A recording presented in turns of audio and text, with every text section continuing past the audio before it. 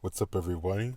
This is a little bit of a different video if I decide to upload it. Obviously, if you're seeing this, that means I decided to do it or to upload it. I'm just going to record it anyway, and I may or may not upload this later. Um, but I just got done seeing Star Wars Return of the Jedi. Now, I've seen this movie before, but I never saw it in theaters when it was a real shit. I think it came out like 11, 12 years before I was even born. So I never got to see it in theaters.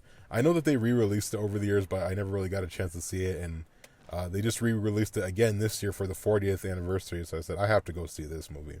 I went to a matinee. I was surprised there's only like me and one other guy in there, and actually went to AMC. I don't think it's been years since I've gone there, but yeah, I mean, when I first got there, I was like, yeah, I'm excited, I'm ready. It's only gonna me and one other person. And then literally, I sat there for no lie, at least 15 or 20 minutes, like between like them promoting their subscription thing, and I mean, I think it was at least 10 minutes before we finally got to the damn previews. And the previews were like another 15 minutes. I was like, shit, we're just sitting here for 20 minutes. I just want to start watching this movie that I came here to see. It's just ridiculous how you're paying for something, especially with these high ass movie prices, and you're subjected to commercials and them fucking trying to sell you more shit. But anyway, enough of my my crotchety old man rant. But anyway, so I don't know what this will be. I guess I can't really call it a reaction because I've seen this movie before. It might be like a semi review, but even though I've seen the movie before, but it's not like I'm actually critiquing it, or I don't know. I don't know what it is. It's a combination of everything. But yeah, so I think this version, I don't know if they changed anything. I know that they did edit it, in subsequent versions of it over the years, which some people were, bitching and complaining about. I mean, yeah, the whole scene with Jabba and the whole musical number is kind of stupid. But I mean, does it really hurt the movie? Does it really make it worse? No, it really isn't. I say it's more in the middle. It doesn't really add much, but it doesn't really take away. Like, it could have been done without, and it's fine. But if it's there, it's like, okay, whatever. But there's some people that are just so up in arms. Oh my god, I'll watch Return of the Jedi, but I will not watch the fucking re-edited version. That's awful. I'm like, oh god, it doesn't. I mean, yeah, there's some CGI that's like, yeah, that looks kind of shitty, but it's just like, okay, it's just like, I don't know. I don't think it's that. I mean, if CGI is really bad, then yeah, but it's just like, if it's just, it's not that big of a deal.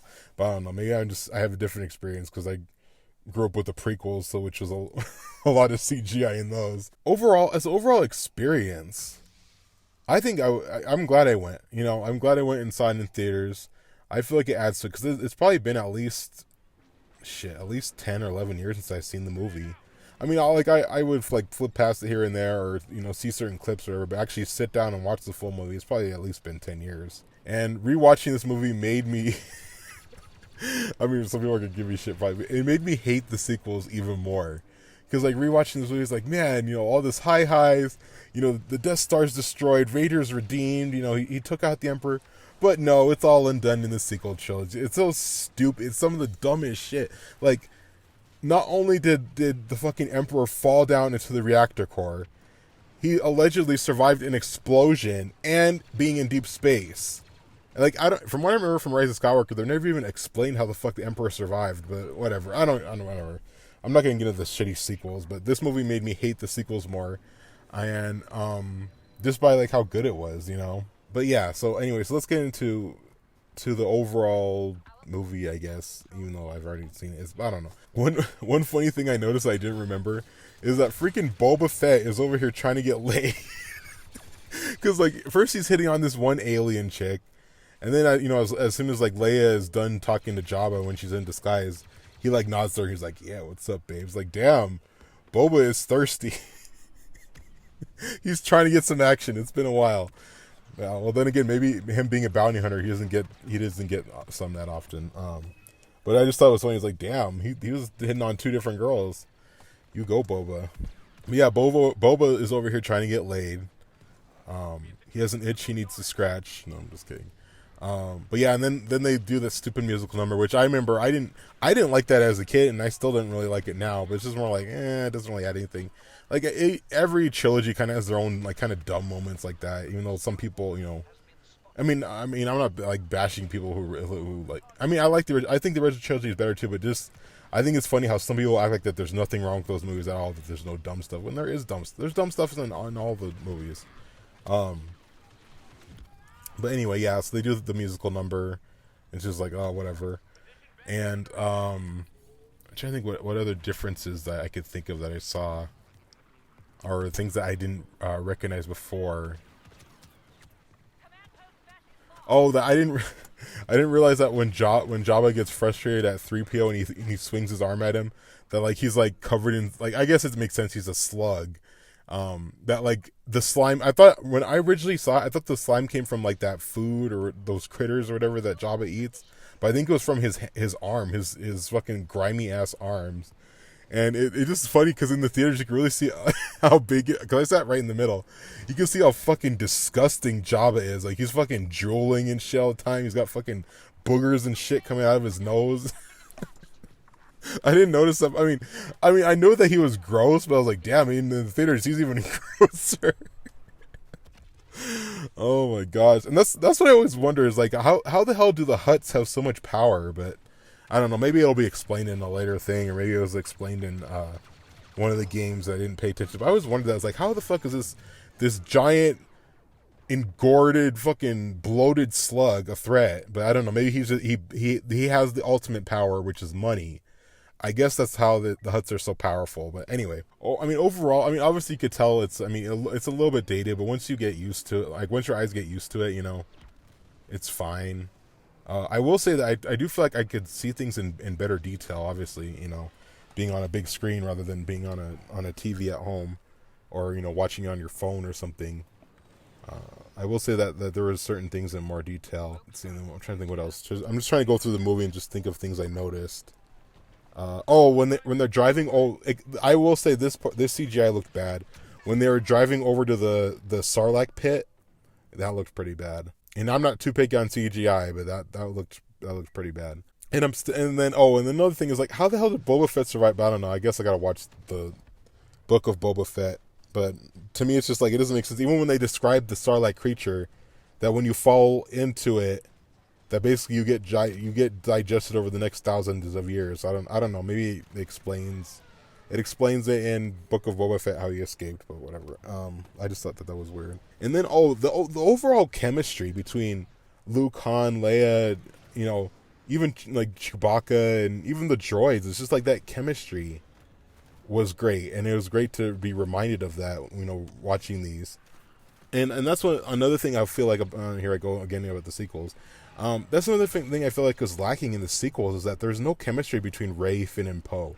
Like, I think Finn and Poe have some chemistry. Maybe Finn and Rey have some chemistry, but like all three of them together don't really seem to have much chemistry. Like, I don't know. I just don't feel like that they really. They're trying to replicate that with 3 and 3, but it was not even close. The chase. When Luke and Leia are chasing those stormtroopers that are driving away on Endor, I think that looked better on the theater. There were some things where you could clearly tell that they're just standing still and it's everything else is moving behind them. But overall, I think that it looked really cool in theaters. It was like, damn, I was even getting like a little bit on it. It's like, oh my gosh. This might be going a little bit too forward, but when Luke, like after they meet in with the Ewoks and stuff like that, which I feel like rewatching, I feel like the Ewoks kind of were that whole Ewok thing. They wanted, if you want to do it a little bit, fine, but I feel like that did drag on a little bit with the Ewoks. But I don't know. I'm sure people are gonna give me shit for it, the Ewok lovers. I don't hate them. I think they're fine, but just like, I feel like rewatching it, I feel like that dragged on a little bit. But anyway, when Luke, after the Ewoks accept them into the tribe or whatever, when Luke goes, to turn himself in basically to Vader on the base, and that whole dialogue between them is really good. And I didn't even notice this after, when I don't remember this. But after that, when Luke says that my father is truly dead, like, and they take him away, that Vader is just like, he has Luke's lightsaber, and he's just like to me, it's like a moment of reflection for him, as he's just like looking out and kind of considering everything that Luke said, even though he may be initially denying it. He's kind of like, man, do I really want to do this? Like, not like that, but kind of more like I don't know how to describe it. I never noticed that before, and I was like, wow, that was a moment of reflection in there. You can kind of see small hints of it actually through the movie, like even like after the Emperor first gets there, and because initially he told Vader to wait out on the deck, and Vader's like, he went to the Emperor and told him that he sensed Luke, and I didn't notice this detail either. The Emperor said, I didn't feel him. But and that's the thing. I was like, oh shit, Vader could feel Luke, but the Emperor couldn't. And keep in mind, the Emperor is, at this point more powerful than Vader, and he couldn't feel Luke on the ship, but Vader could, and it was kind of showing that he had that kind of, I guess you could say attachment or connection. I guess that makes sense. The connection there. But I didn't notice that before. But rewatching that, I noticed. I was like, oh shit, he couldn't. Even the Emperor couldn't sense him, but Darth Vader could. Okay, I'm trying to think what else did I see. Oh, I mean, this isn't like this was something I kind of noticed a little bit too. Is like, does Endor get like no reception? Because how come they couldn't? How come Han and Leia couldn't communicate with Lando and say, hey guys, we're working on it. Keep him distracted. It's just more they were like, oh, give him time, give Han time, but it's just like, how are they not able to communicate? I don't know. Maybe that's just like a little plot hole that I pointed out. I was like, how are they not able to communicate and be like, hey guys, we're working on this, and we're gonna try to do this. But I don't know. That's just one thing I noticed. It's like, how are they not able to communicate with each other unless there's like no reception on Endor, which could be entirely true. But then again, how is it that's kind of dumb too, because how is the Empire able to communicate with at base? Because there has to be some kind of, I don't know how communications work in Star Wars, but maybe they have fucking cricket and they're kind of spotty coverage. I don't know. But yeah, that's one thing. I was like, why didn't they just communicate with Lando or whatever? But I don't know. Maybe they don't have that. Maybe you can only communicate if you're on like the same planet, but you can't communicate if you're on a different distance. I don't know. But yeah, overall, like the confrontation with Luke, Vader, and the Emperor, I feel like that was even better. And I even seeing the more detail into the Emperor's like yellow eyes and stuff like that was pretty good. And even Vader's moment of redemption, I will say, is better. Oh, and that was another thing. They did add the no. Oh my gosh. Not like the no from episode 3. Well, it was kind of similar, but not as dragged out. When the Emperor is shocking Luke, saying that you will be destroyed. And like as he's shocking him, and Vader's like, no, and then like he picks him up and throws him over, which I didn't notice before. The last time I remember seeing it, he didn't say anything. He just picked up the Emperor and just threw him. But in this version, he was saying no. But it was a good no. Like episode 3, which is a bad no. I don't know. But yeah, that's something else I noticed too, was that he said no before he threw the Emperor down the reactor core, which is, it's still, and then just seeing that, I was like, wow, this is all, and then that's the thing, is like, it was great to experience it, and especially experience it in theaters, but it's just kind of sour. But I don't, fuck that. I'm not going to give the sequels that power. No, fuck that. I was going to say that it soured it a little bit, knowing that this is all completely undone, and the hope that Luke is this great Jedi, and the Empire's done, and the Emperor's done. I was going to say that I feel like that the sequels kind of soured that, but no, I'm not going to give the fucking sequels that kind of power. The sequels are a fucking fever dream, in my opinion. But yeah, no, as if you don't consider the sequels, it is it's like a defining moment in the conclusion, and that's what I'm going to think of it as. I'm not going to let give the sequels that much power to ruin this movie for me. And then another thing I did like was, I think that they did do this the last time I saw that. They only had a few of the planets, but at the celebration. Oh no! I got to get to this. So when Vader is dying, when Luke takes Vader, I didn't even notice this before, but like no one else like cares. Like they're more just like, oh, every man for themselves. We're all out of here. But they don't even care that the guy they've been taking orders from is like literally being dragged across the floor, and they don't care. And I think it's kind of funny that it kind of shows that like when shit hits the fan, the Empire isn't as as unified and as loyal as they attempt to make, as they I don't know how to describe it. They're not as, I don't know how to describe it. I want to say like image, but that's not quite the right word. But kind of like they try to act like, oh, no matter what, follow orders. No matter what, follow orders. Find the leaders and whatever. But it's just like I just thought it was not funny, but kind of like they were like literally Darth Vader's being dragged across the floor. He's dying and like they don't give a shit. But then again, maybe I'm sure they were like there was probably no one really in the Empire that liked Vader, but still, it's just like I just thought it was funny that they were like, no, we don't give a shit. Every man for himself. Get out. But that moment too, where Vader takes off his mask, is always definitely one of my favorite scenes throughout all of Star Wars. Is that scene right there? And also I think there was a little bit more of a pause in between, like when Vader took off his mask. There seemed to be it was like a little bit longer that Vader was just like looking at Luke and just seeing him with his own eyes and seeing the man that Luke has become. He became what Anakin should have been, but I don't know. Maybe I'm looking too deep into it. He was kind of like, yeah, it was kind of like that look of I did something right. Like obviously taking care of the Emperor was good, but like it was just that look that like, yeah, I left something behind and I did something right. That was a real touching moment. I'm trying to think what else did I notice. Oh, and then okay, in the celebration, like I was saying before, they show the different planets. Now, I think they only showed a few of them in the last version I saw, but I seem like they added more planets with this one. There was, what is it, Bespin. It was Coruscant, Tatooine. Oh, Naboo. I didn't even expect to see Naboo in there. I was like, oh shit, they have Naboo in there. And it's funny because you could actually see some Gungans jumping around in excitement. I was like, oh my god. I'm sure people would shit bricks like, they have fucking Gungans in there. They put the Gungans. Oh my god. I will agree. Like if they freaking added Jar Jar in, they CGI added Jar Jar, then I can understand being pissed. Like, I never really hated the prequels. I thought The Phantom Menace was okay. I didn't like Attack of the Clones, but I think if I were to rewatch it, I might like it better now, especially considering the shit out of the recent years. And Revenge of the Sith I liked. But yeah, Jar Jar was annoying as hell. But that would be funny if they added Jar Jar in and tied it all together.